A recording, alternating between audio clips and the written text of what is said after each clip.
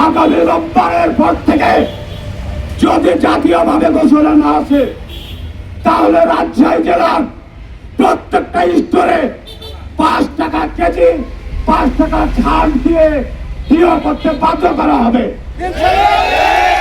আপনাদের সেই সময় সহযোগিতা কামনা করছি। আর কোন স্টোর যদি 5 টাকার অধিক ভাড়া নেয় তার বিরুদ্ধে প্রতিরোধ করার জন্য যা যা করার দরকার কৃষক এবং ব্যবসায়ীরা তা তা করবে ইনশাল্লাহ। অর্থাৎ আগামী সোমবার থেকে রাজশাহীতে 5 টাকা ভাড়া কার্যকর হবে।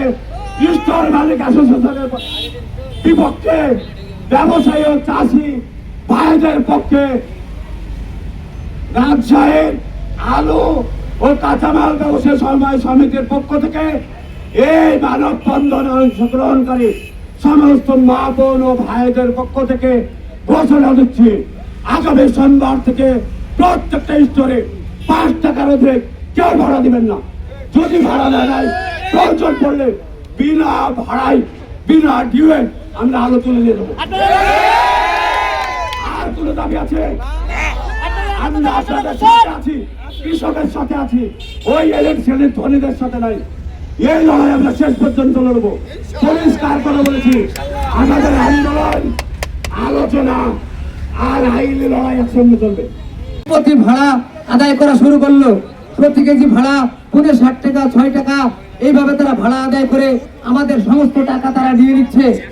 আমরা আজকে জোরালো প্রতিবাদ জানাচ্ছি, তারা যেন অনতি বিলম্বে আমাদের 300 টাকা বস্তা অথবা ন্যায্য ভাড়া যেটি 5 টাকা মূল্য বিভিন্ন জায়গা থেকে অনুমোদন হয়েছে সেই ভাড়া অনতি বিলম্বে কার্যকর করে কৃষকের ন্যায্য দাবি কৃষককে ফিরিয়ে দেয়। এই বলে বিসমিল্লাহির রহমানির রহিম।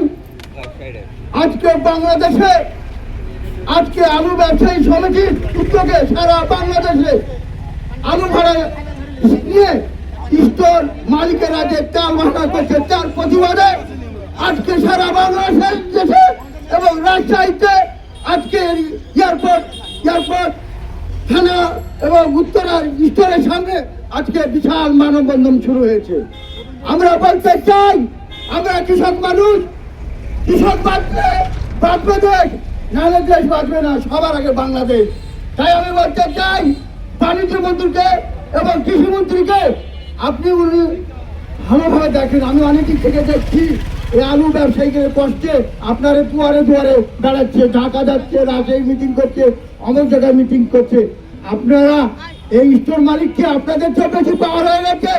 এই স্টোর মালিক কি আপনাদের চেয়ে বেশি পাওয়ার পেয়ে গেছে? আপনারা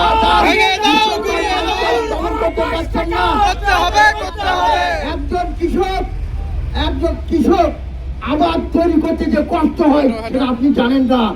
একজন মাটিতে চাষ হয়, তার টাকা ঘরের বইয়ে চুনা দানা বিক্রি করে ওই মাটির মধ্যে ঢুকায়, সেখানে কি পাবে জানে না, কিভাবে নিয়ে আসবে 3 বার সাবাস করে বৃষ্টি ঝড় শিলা কুয়াশার উপেক্ষা করে আপনাদের জন্য উৎপাদন ফলায় এই কৃষক উৎপাদন করে আপনাদের বড় বড় কোটিপতিরা এই খাবার মুখে তুলে যায়। এই বাহিনী আমাদের দেশের কৃষকেরা।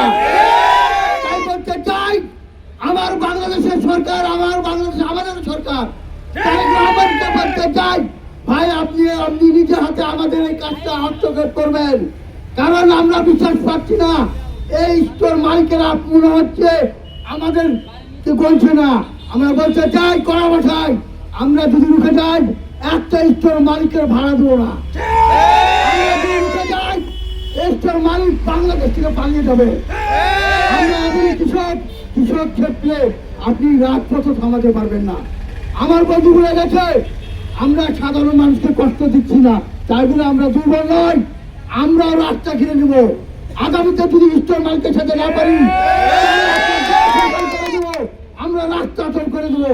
এটা বলে আমার বাংলাদেশ জিন্দাবাদ। আলুবাদ থেকে আন্তরিক শুভেচ্ছা ও ভালোবাসা রইল। আসসালামু আলাইকুম।